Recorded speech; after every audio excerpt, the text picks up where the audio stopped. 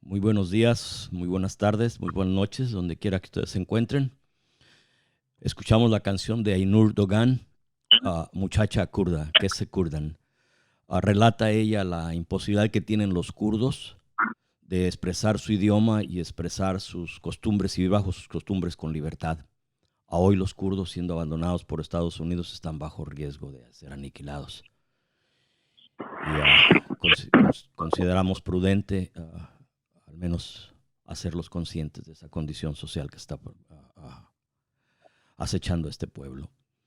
Mi nombre es Antonio Arias. Este es el programa La Historia de las Palabras. De nuevo, la historia de las palabras es basada en las leyendas orales mayas, en donde los dioses crearon a los hombres y para que tuvieran comunicación por medio de aguas, ríos, arenas, crearon dos espejos. Y ellos aseguran que nosotros tenemos un espejo cada uno y con ello nos podemos reflejar el uno en el otro. Y en la plática ser dos en uno, crecer, y al momento de separarnos adquirimos un poco de la conciencia del otro y maduramos y crecemos en esa forma. Tenemos con nosotros a Marco Antonio Castillo. Él se va a presentar solo es antropólogo, sociólogo, y aparte yo lo conocí en la situación del padre Solalinde. Y es, creo, la segunda generación de exportadores de artesanías y tienen presencia en varios pueblos, en varios estados de México. Marco Antonio, ¿cómo estás? Hola Antonio, pues nada, estamos bien, gracias, un gusto saludarte en tu espacio. Qué gusto saber que existe la historia de las palabras. Y aquí estamos contentos de platicar un rato contigo. Pues una de las cosas que hemos hecho por la oportunidad que nos dio esta estación, una estación muy pequeñita con poca, pues si acaso 4 o 5 millas alrededor de donde se expande, pero estamos tratando por medio de estas grabaciones usar plataformas para que la gente que nos da la confianza sea escuchada. Y pues pedimos primeramente que la gente nos dé una información personal de ellos, dónde crecieron, qué estudiaron, qué hicieron, algo que nos dé familiaridad con su persona. ¿Cómo fue que te iniciaste en todo esto? Sé por medio de la compañera Edith que pues ustedes por su familia iniciaron la exportación de artesanías, pero tú particularmente sé que tocas piano, porque una vez tocamos percusión y piano en Nueva York, un poquito ahí quedé encantado, pero ¿quién es Antonio? ¿Quién es Marco Antonio Castillo? Bueno, gracias por la pregunta. Pues Marco Castillo es una persona ordinaria, una persona común como todos los mexicanos y latinoamericanos. Tengo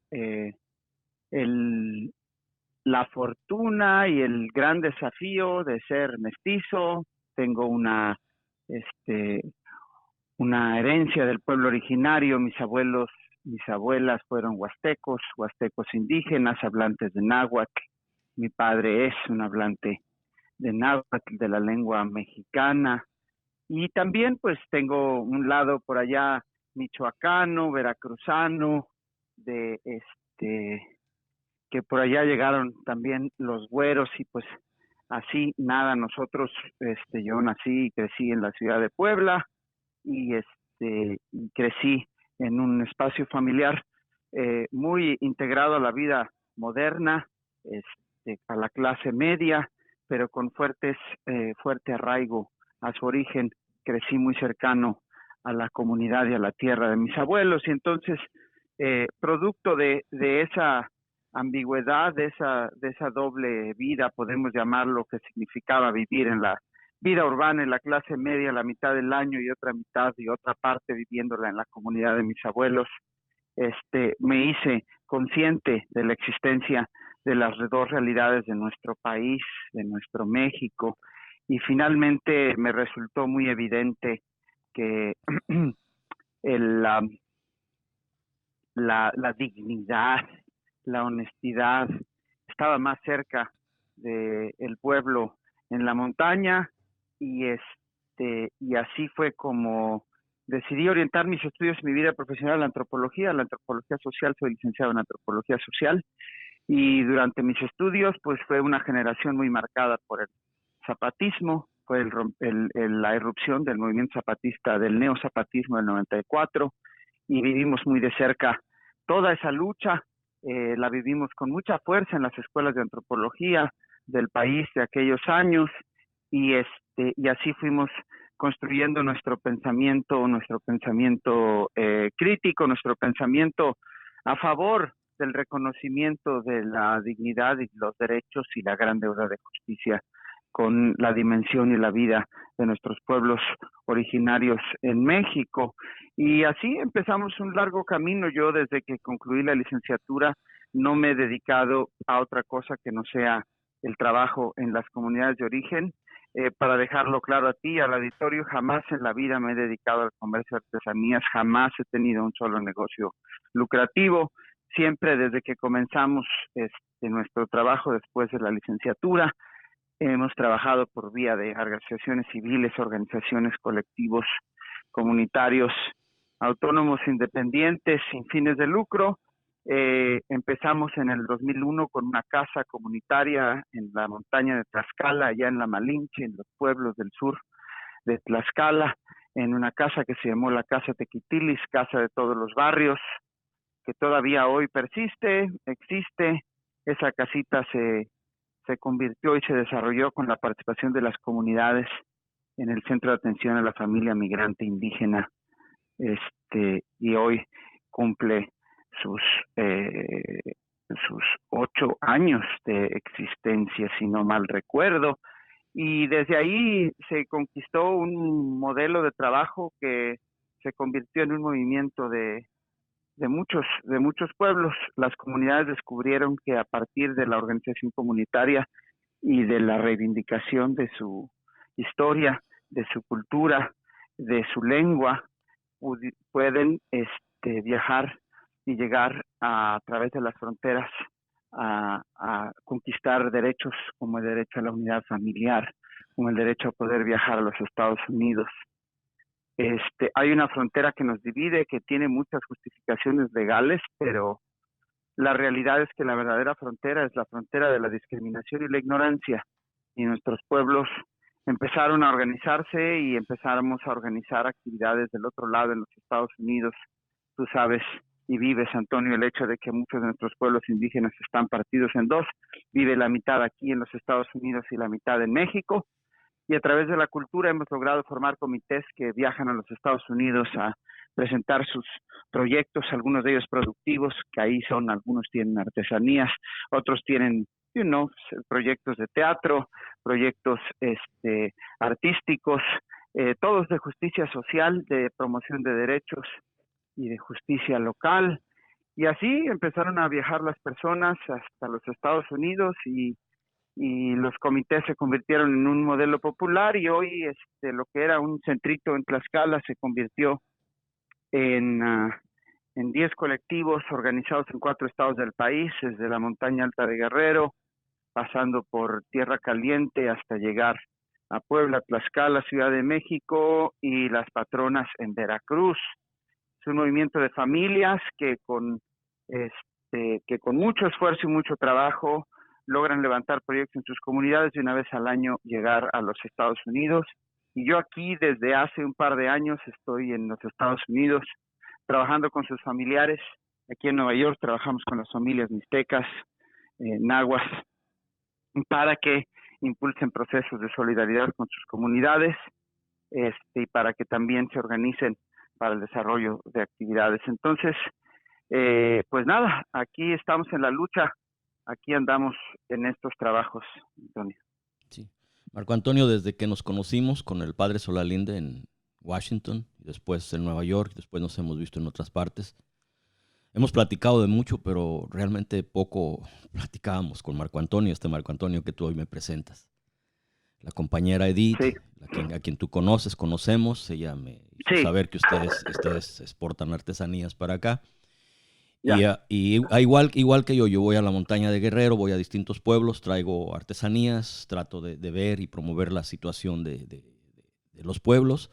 y con ello también tener un poco de fondos para tratar de impulsar algo, aunque sea poquito, en lo que, las condiciones organizativas que ve uno que ellos están logrando y que Sí, tienen tal vez mayor resonancia, pero no tienen a veces el impacto que debiera con la población mestiza, con la situación, el grosso de los problemas nacionales, en donde de ahí se puede develar un velo de esperanza, una posibilidad que surge desde la misma gente.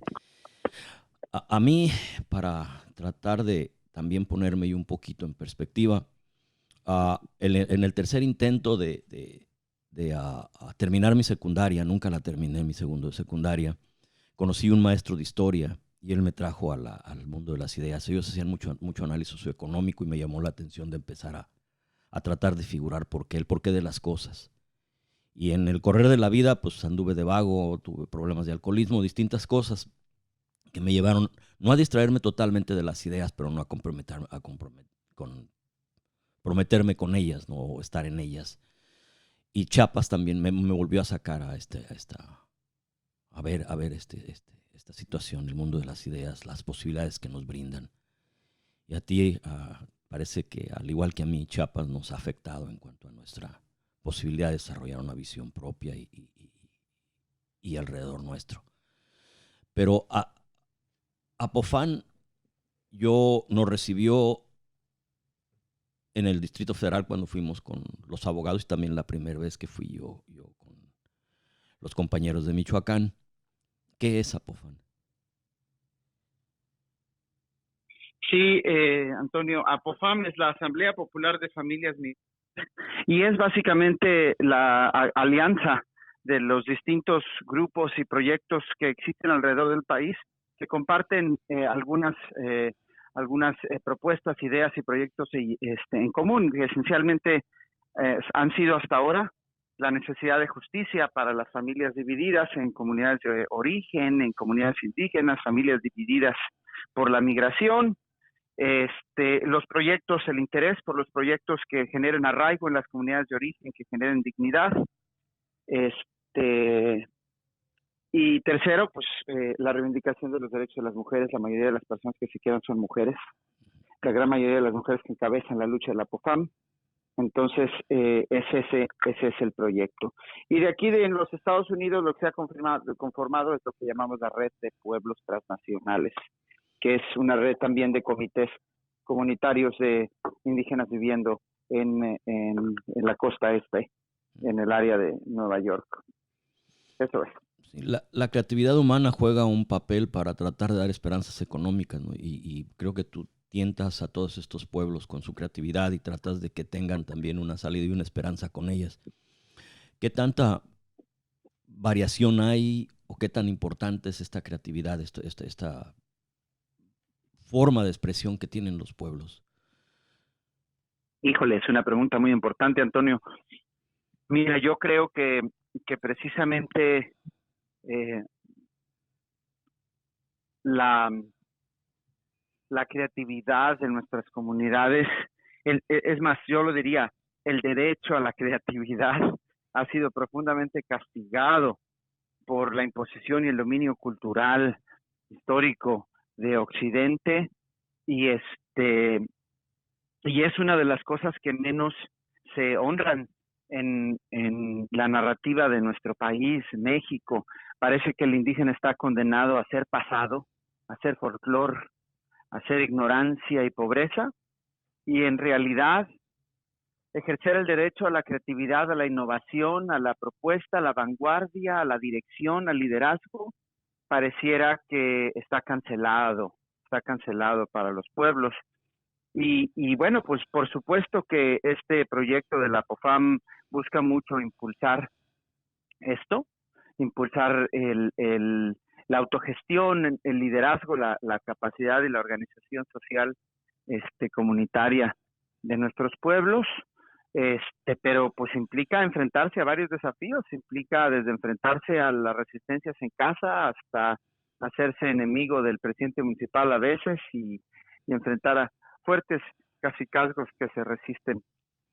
Y sin embargo, hoy México en los últimos meses y tal vez en los últimos años ha venido viviendo un nuevo boom, un nuevo despertar del reconocimiento de las culturas indígenas, y hoy más que nunca está habiendo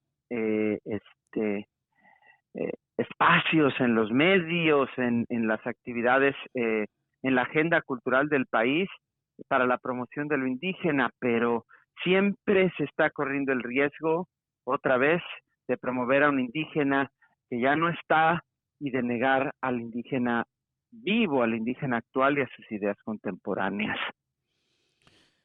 Cuando fui yo a la montaña de Guerrero en San Antonio, Coyoyoacán, el lugar de los coyotes, me platicaba don Felipe, un tallador de madera, que había ocasiones un trabajo que le costaba 2 o 3 días hacer una máscara ceremonial para las danzas típicas que hacen cuando está el santo del pueblo o algo, y de valer 200, 350 pesos, a veces se tenía que venderle en 100 pesos por la misma necesidad de que tenía que llevarle algo a su familia.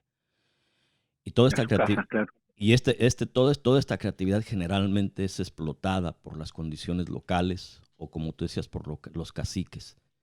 Pero también yo veo que en ellos, en esa creatividad, hay una esperanza de tratar de encontrar una posibilidad de cambio desde ellos mismos y desde nosotros mismos, siendo consciente de ellos y de lo que nos enseñan. ¿Qué has aprendido de ellos?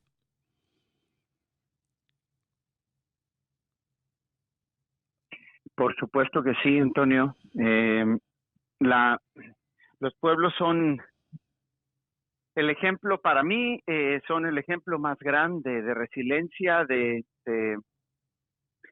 aguante, de resistencia, de lucha y de muchísima creatividad para enfrentar a un sistema que por todas las vías ha intentado negar, marginar, excluir, empobrecer, violentar y desaparecer a las comunidades indígenas. Ellos son el testimonio vivo de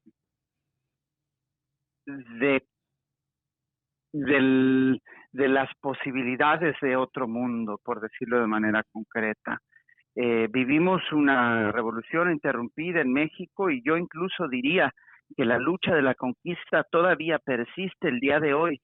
Y si la conquista no se consolidó como en los Estados Unidos, en México, y si la revolución no se concluyó, en mucho ha tenido que ver con los pueblos indígenas. La lucha que dieron los pueblos indígenas en el periodo de la conquista fue avasalladora, fue gigante.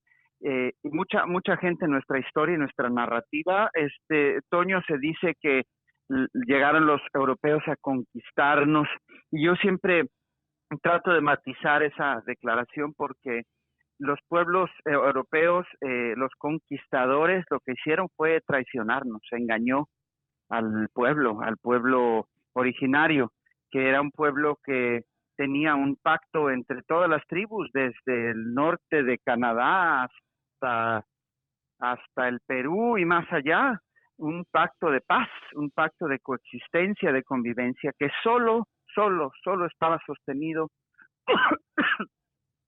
perdón, por una base moral que es el respeto a la palabra, el honor a la palabra.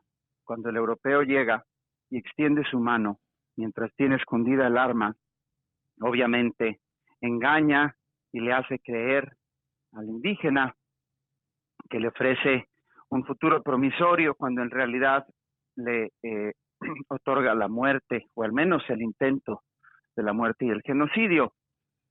Y eso es un estigma que históricamente ha hecho pensar que nuestros pueblos son ignorantes, pero en realidad ese hecho, esa traición histórica, Toño, es precisamente la mejor metáfora de lo que significa el encuentro de los dos mundos.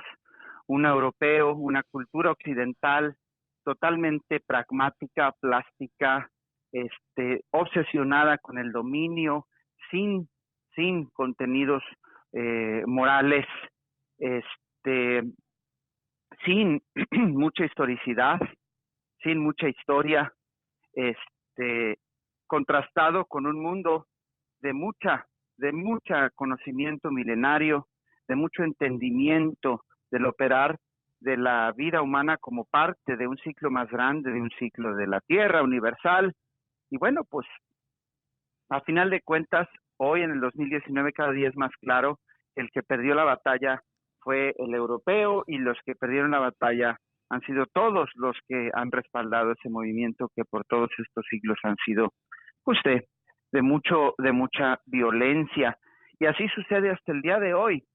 Los pueblos siguen ejerciendo su palabra, y en muchos de los casos todavía son una reserva moral, y y siguen ahí esperando. Y en el caso de la Revolución Mexicana, pues fue la primera revolución en América Latina del siglo XX, y fue encabezada por indígenas, por campesinos, que no se alcanzó a concluir otra vez por la traición del pueblo mestizo que institucionalizó su revolución. Pero los pueblos ahí están los pueblos en lucha, y siendo ese ejemplo vivo de ese mundo al que debemos aspirar a aprender y lograr a llegar. Marco Antonio, en todo lo que hemos platicado, pues yo quiero lo mismo que hemos hecho. No, esta no es una entrevista. Es una plática, es un intento de diálogo para tratar de buscar lo máximo que podamos para entender la realidad que nos rodea. Yo pienso que tal vez estés en acuerdo con mi desacuerdo o lo que tú has desarrollado como acabas de explicar. Yo pienso que la primera conquista fue la brutalidad con la que nos sometieron, pero la segunda conquista fue donde nos metieron y nos dieron ideas que aceptamos ya como propias y son ajenas. Lo que es el cristianismo, lo que es distintas formas de aceptación en cuanto al sistema central, todo eso es como la conquista que nos hace aceptar lo anormal o lo ajeno como propio, y nos impide a veces desarrollarnos o tener una visión más apropiada de nosotros mismos. ¿Qué piensas? Estoy de acuerdo, Toño. Yo creo que sí es pero yo todavía tengo ganas de decirte que incluso en términos del sometimiento por vía de la violencia, yo siempre lo pondría no sé, no estaría tan convencido, en el sentido de que incluso yo creo que los indígenas pudieron haber ganado en número y en una batalla, pero los indígenas decidieron no usar la violencia. Fue hacerle honor a la manera en la que ellos se relacionaban con otros pueblos, ¿no? Entonces, para mí sí es la violencia, pero producto de una violencia tan grande, la más grande, que es la traición, el engaño, la mentira, el llegar con engaños, el llegar con mentiras, el llegar con falsas promesas. Esa cultura nuestros pueblos originarios no la conocían. Podrán haber tenido sus propios defectos, por supuesto, no se trata de santificar, pero sí decir que no era una cultura basada en el engaño ni en la mentira como forma de hacer política ni como forma de hacer dominio. Eso fue algo que no que no se conocía. Svetan Todorov en el libro del dilema del otro y desarrolla todas estas teorías de cómo en realidad la conquista fue una guerra comunicativa, fue una guerra de mensajes entre Occidente y los emperadores en este caso, ¿verdad?, de México, en donde se les hicieron creer en muchos con ofrecimientos de aliarse, de explorar juntos, de intercambiar conocimientos, y los emperadores en muchos momentos decidieron creerlo, y en otros momentos se sintieron abrumados por todo esto y no supieron reaccionar. El episodio muy famoso de cuando Nezahualcóyotl pierde la voz, cuando ya no puede hablar y se encierra frente a la llegada de ellos y no sabe qué decir. Entonces, pues así seguimos, Toño, seguimos en este silencio. Nuestros pueblos perdieron la voz y entramos a un periodo de oscuridad donde se le dio la oportunidad a Occidente, y en realidad pues ha sido una historia muy llena de violencia. Sí, tal vez Pienso yo que en la segunda conquista, la conquista de nuestra mente, nuestra aceptación sobre algo ajeno, nos hizo a nosotros los mestizos crear una condición de ambigüedad, porque admiramos al indígena, pero también lo subajamos, no le damos aceptación completa dentro de nuestra mente, como que no acabamos de aceptarnos nosotros mismos en nuestro mestizaje por esa conquista, esa aceptación de lo ajeno. Y creo que eso nos lleva también a hoy a que tengan ellos busquen su voz y nosotros no sepamos cómo captarla, por todos los movimientos que veo, todas las cosas que tú ves también en los pueblos. Sí, por supuesto. ¿Por qué no los entendemos? ¿Qué pasa entre nosotros, de los mestizos? No, pues claro, es que yo creo que sí bueno, pues el México moderno, si así lo podemos llamar, no el contemporáneo, sino el México del siglo XX que trató de inventarse una idea de nación, cometió y ha cometido muchos pecados en el sentido de construir una narrativa histórica y una identidad que deja a los indígenas en el último lugar y que pondera al mestizaje por encima de la indigenidad. Y en este sentido, crecemos y somos parte de un sistema educativo nacional que oculta, que engaña y que promueve falsas ideas y nos dicen que los indígenas son los grandes emperadores que en aquellos años gobernaron y después murieron y con ellos se fue la grandeza del pueblo, cuando en realidad los herederos y los nietos y bisnietos de esos emperadores siguen hoy vivos, siguen hoy en las comunidades y su pensamiento está vivo. Lo que pasa es que no lo vemos ni lo valoramos. Esa forma de vida sigue existiendo. Entonces, en realidad, nuestra narrativa nacional pues ha sido, tiene una gran deuda en ese sentido. Y qué decir, ¿verdad?, del México capitalista, del México del progreso, que ha construido una narrativa no solamente que ignora al indígena, sino que lo desprecia, ¿no? Toda la industria de los medios de comunicación también del siglo XX, encabezados por Televisa, construyeron una narrativa terrible, horrorosa, de nuestros pueblos, y así se ha construido una falsa, por eso digo, esa violencia continuó y continúa, ¿no? Yo creo que es un desprecio a conveniencia, ¿no? Porque se le exhibe, claro, se le admira, pero solo cuando es conveniente.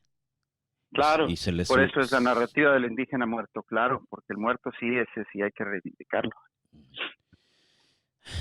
Bueno, la rapiña, al parecer, hay una cosa que me preocupa a mí muchísimo después a mí Chiapas me sacó de nuevo a esto, al mundo de las ideas, y empecé a tratar de escarbar las cosas a como pude, porque pues yo no tengo preparación propiamente, no, hay todo lo que me ha llamado la atención es lo que leo, todo lo que me causa una curiosidad y duda. Autodidacta. Curiosidad y duda, pues la escarbo, ¿no? A mi mejor entendimiento. Y hay algo que me preocupa después de Chiapas, es de que mucha gente cayó al romanticismo y ve al indígena como alguien puro, íntegro y la salvación única, y no ve sus defectos. Y yo creo que cuando no vemos nuestros pros y nuestros contras, como que nos desbalanceamos sobre algo que ya no es la realidad. Y yo veo en un riesgo de ese romanticismo, esa forma de romantizar al indígena sin tratar de comprender su esencia y sus ideas. Porque yo vi en Chiapas, al menos es mi percepción. Bueno, exploremos esto. ¿Qué piensas tú de ese romanticismo sobre? Hombre, excelente pregunta, y además es muy muy bueno que se la plantees a alguien, a un antropólogo y a alguien como yo, que muchos de mis compañeros y mucha de la gente con la que crecimos y andamos, pues así se piensa, ¿no? Yo lo que quiero decirte es que yo creo que mucha gente utiliza el indigenismo con fines políticos de poder y partidistas, ¿no? Y en ese sentido, la izquierda mexicana tiene muchísimo que aprender en materia de que la gran deuda no es que necesitamos más mestizos como yo, metidos y diciendo qué es lo que los pueblos son, sino más bien dar nuestros mejores esfuerzos, Antonio, para que sean ellos quienes reivindiquen y configuren sin romanticismos y sin exageraciones cuál es la propuesta de nuestros pueblos. Yo, cuando pondero el pensamiento y la vida indígena, sobre todo, pondero las cosas que a mí me han enseñado, que yo sé de hecho y objetivamente que si la tienen, como son su capacidad organizativa, como son la perspectiva del bien y del mal, el sentido del respeto, la vinculación con la tierra.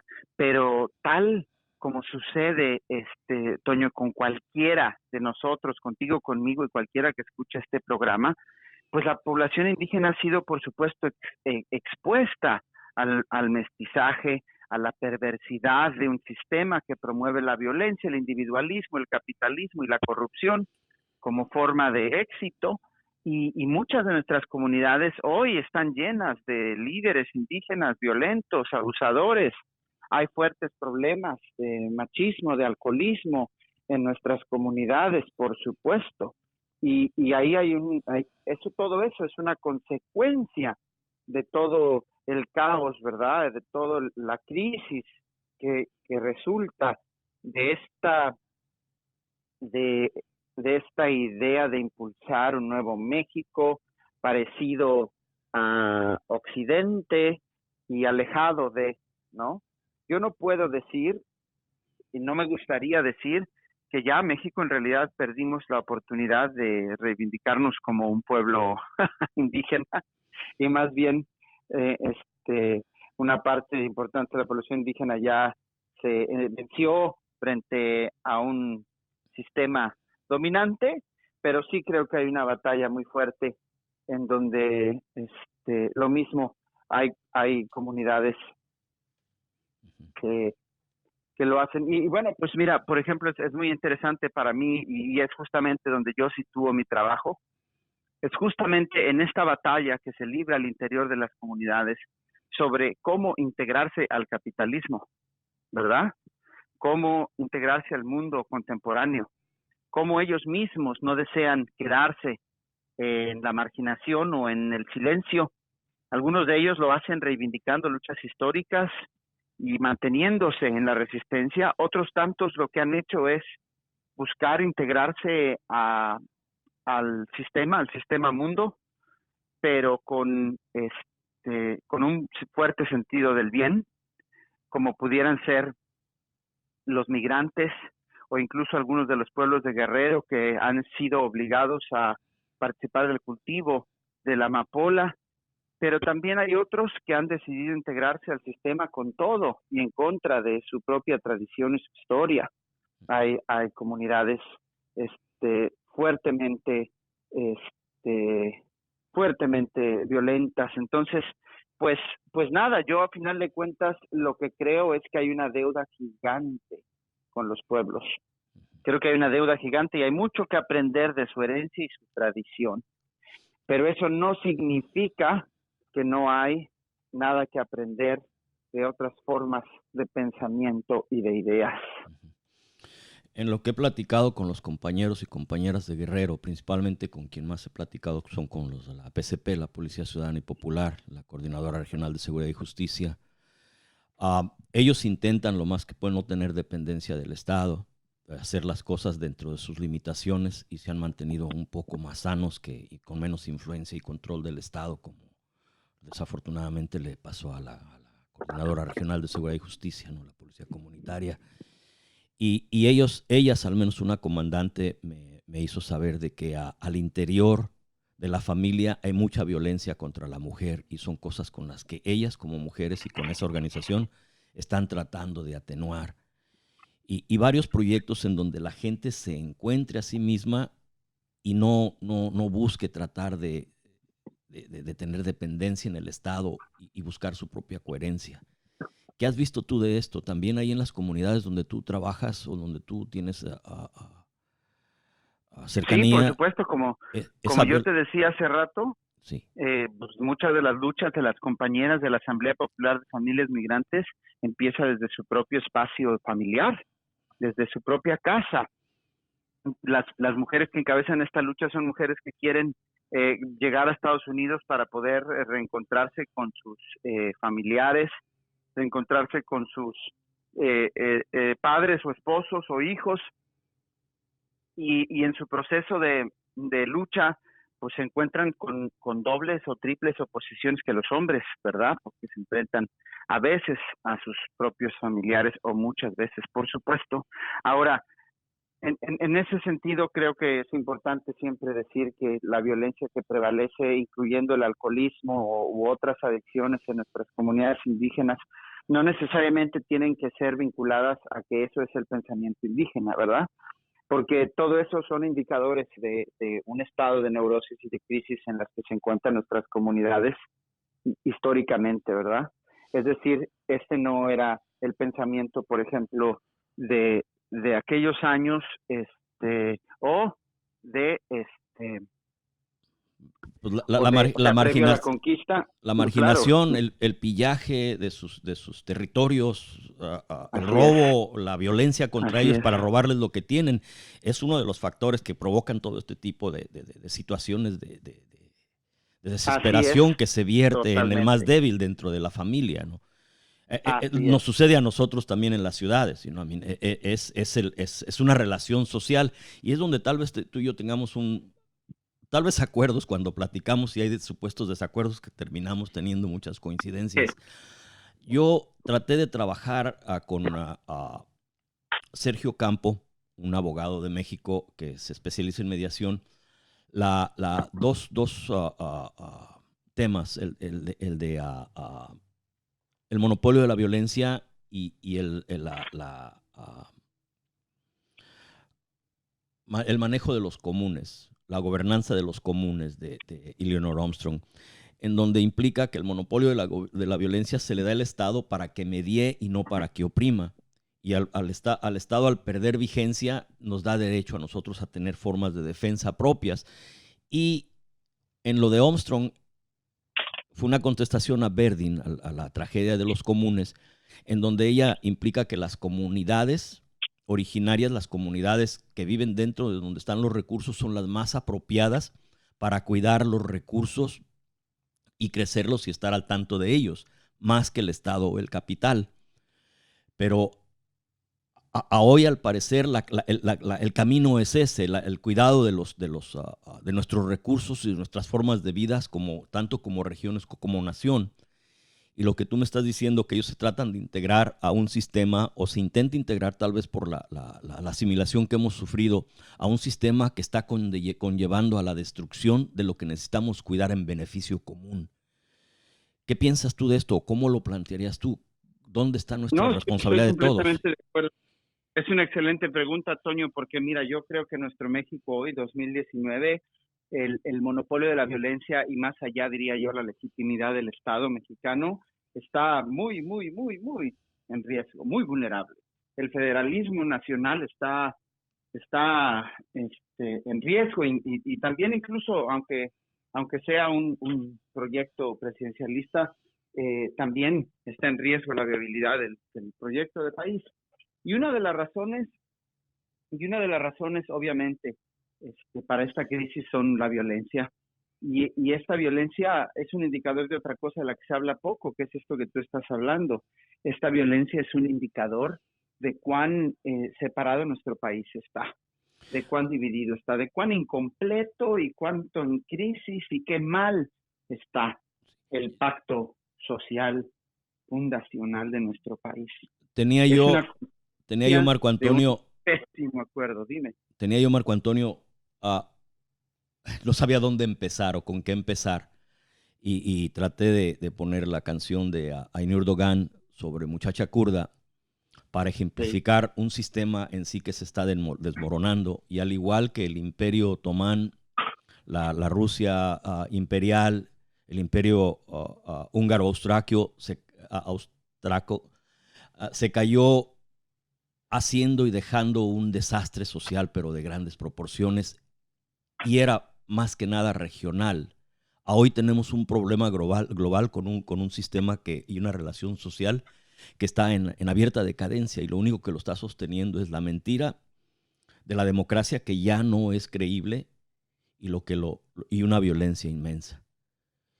Esa violencia, creo yo, que el sistema se sintió amenazado cuando Chiapas hizo la cuestión de Chiapas hizo el cuestionamiento moral al poder, de que no intentaban tumbarlo, sino que justificara su existencia a través de las 10 demandas.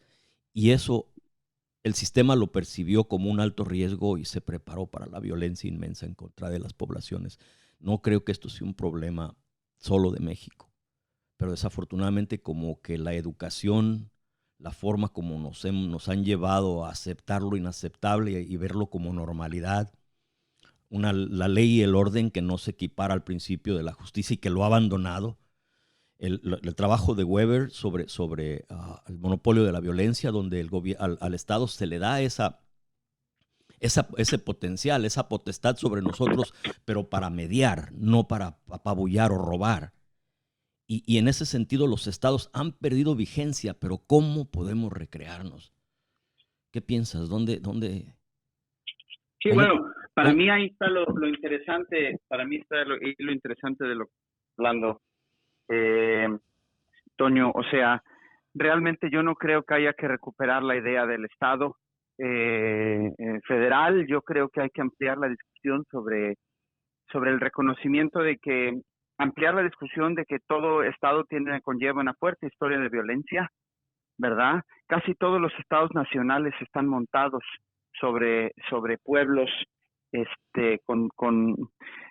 sea, en pueblos multiétnicos, pueblos multiculturales. Casi siempre el Estado nacional es producto de una violencia. Por la vía de la fuerza se impuso el cierre de un territorio, la definición de un territorio. Y bueno, el pensar en un montón de comunidades pequeñas con fuertes autonomías no tiene que ser una utopía, ni tampoco tiene que ser algo a lo que le tengan miedo ni los demócratas ni los conservadores, porque finalmente a nivel empoderar lo doméstico, empoderar lo local, es tal vez la única vía para salvarnos de esta profunda violencia que se vive. Entonces, pues nada, yo creo que hay que mirar mucho más hacia estos modelos autonómicos, hacia estos modelos localistas, hacia estos modelos que empoderan las asambleas y los congresos locales, impulsar el federalismo, que un presidente gobierne junto con y para las regiones más pequeñas, y que haya un reconocimiento a la diversidad étnica. Y eso es, Estados Unidos también no está muy lejos de esa realidad. Tú sabes que estamos en un ambiente político de preguerra civil nuevamente entre el norte y el sur, y realmente esos son todos esos temas irresueltos, esos temas pendientes que un Estado nacional casi nunca se va a atrever a resolver y no va a querer hablar de. Entonces, pues yo en ese sentido veo la oportunidad, ¿no? O sea, yo creo que la violencia, la horrible guerra que nuestro país vive, solamente va a poder ser enfrentada por vía de reconocer a nuestro país como un país de múltiples opresiones y de múltiples realidades locales. Entonces,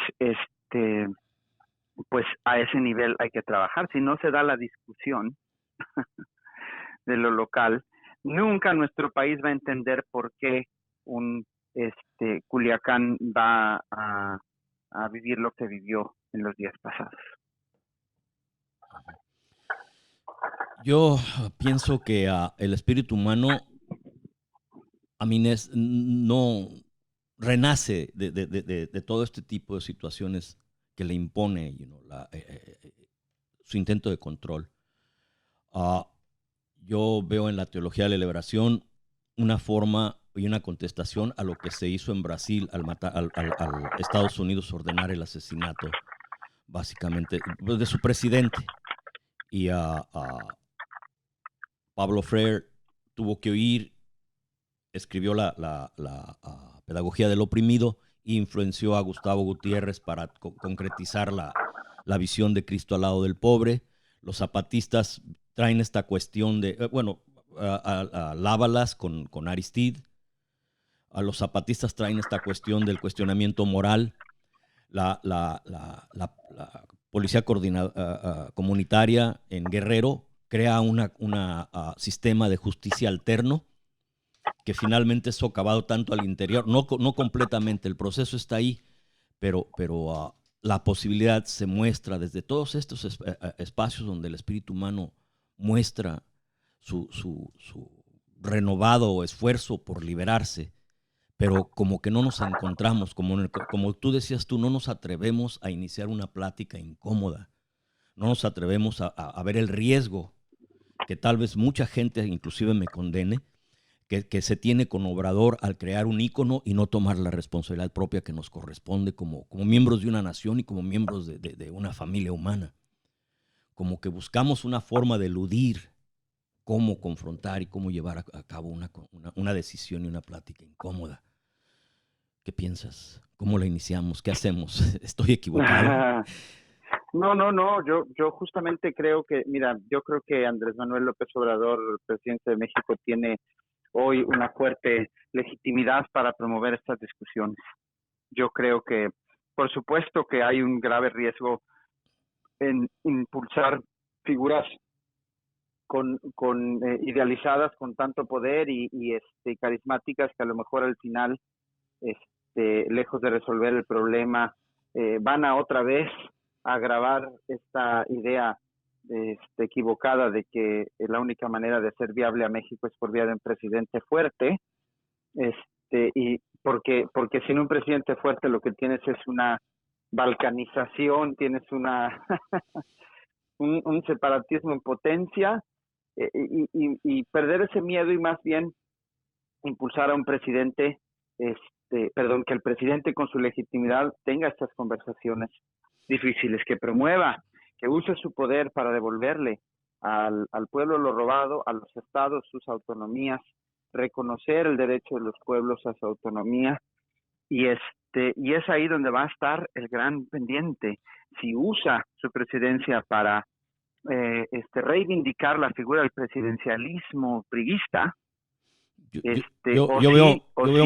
se convierte en alguien que usa su poder presidencial para hacer una diferencia y promover el empoderamiento no solo de los estados, porque también son construcciones políticas, sino el empoderamiento de las diversidades culturales y étnicas y políticas de nuestro país. Entonces, pues yo veo algunos atisbos de oportunidad y luego veo varios de riesgo. El reconocimiento de varios luchadores sociales, de varias deudas históricas que el país tiene, es una forma de empezar a tener esa conversación.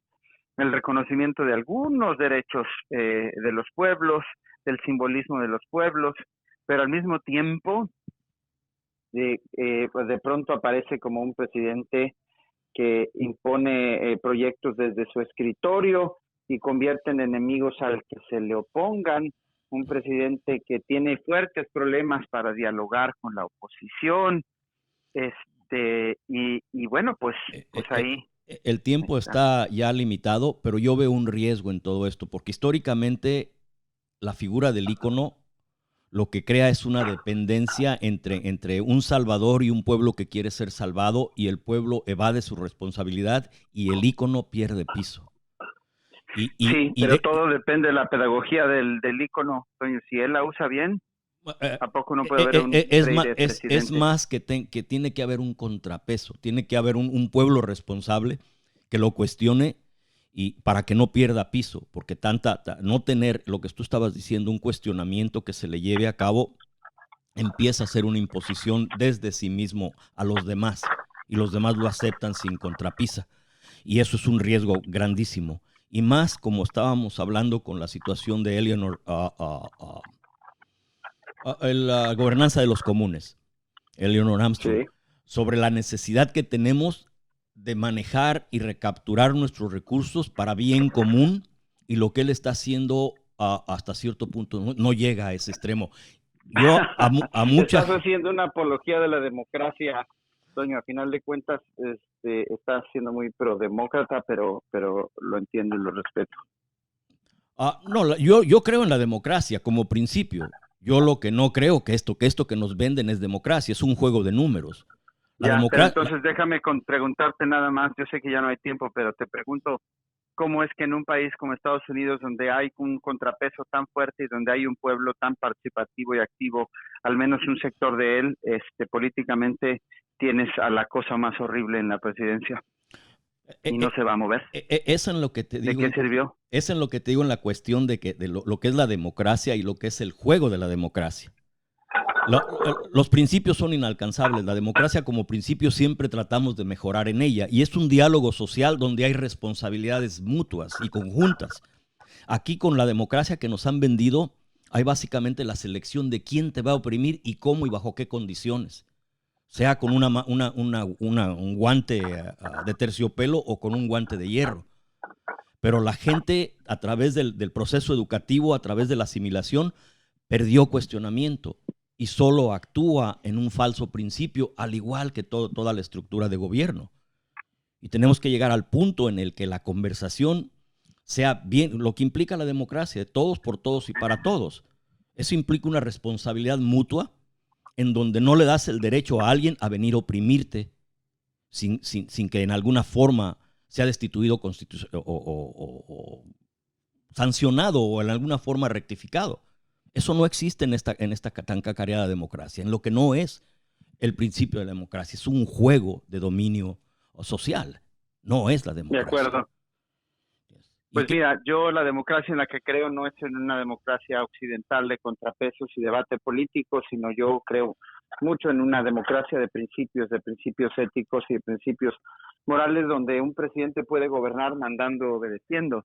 Sí. Un presidente que puede tener todo el poder, pero sabe que el poder siempre más grande lo tendrá la mayoría, y en ese sentido, más que contrapesos, se necesita, como tú lo señalaste al principio, un pueblo activo y un presidente que escucha el mandato del pueblo, y en ese sentido yo creo que en México podría haber oportunidades. Y ese es el riesgo. Y eso solo depende de si escucha el canto de las sirenas y prefiere crear una falsa oposición y falsamente debatir con ella y crear falsos debates para en consecuencia tener una falsa democracia, o si mejor prefiere asumir su responsabilidad y escuchar al pueblo, por ejemplo, diciendo no al Tren Maya, por ejemplo, reconociendo los derechos políticos de las autonomías indígenas y de las multitudes migrantes en Estados Unidos. En todos estos cuestionamientos, no existe un pueblo que por diseño y necesidad de dominio ha sido enajenado, está ausente de sí mismo. Y también se ocupa que el pueblo se atreva a verse, se atreva a cuestionar. Y en eso... Se atreva a mandar, sí. En la cuestión de Chiapas, fue el miedo que le dio al sistema en términos generales, porque Chiapas traía esos cuestionamientos, esa cuestión moral al poder, y por eso el poder se preparó desde muchas formas para llevar a cabo un aparato represivo que no permita que la gente piense, y cuando piense pueda ser reprimida. Y tú ves los ejemplos que se están dejando ver en Chile, con los kurdos, en España, en todos lados, en donde la gente simple y sencillamente ve el desgaste de esta relación social, de este engaño, y empieza a atreverse a alzar la vista, pero en forma independiente, y las ideas aún no tenemos coincidencia para tratar de cambiar un mundo con el mínimo de sacrificio humano posible. Y es la relación social a través de la propiedad la que yo creo que nos está dañando a todos, porque tenemos que tener una relación social mucho más responsable con lo que nos da la tierra, y también tenemos que derrotar muchísimas cosas, desde la religión, que nos impide ver nuestra sexualidad con normalidad para tener mayor control de ella. Muchísimas cosas que tenemos que retar y no se están llevando a cabo.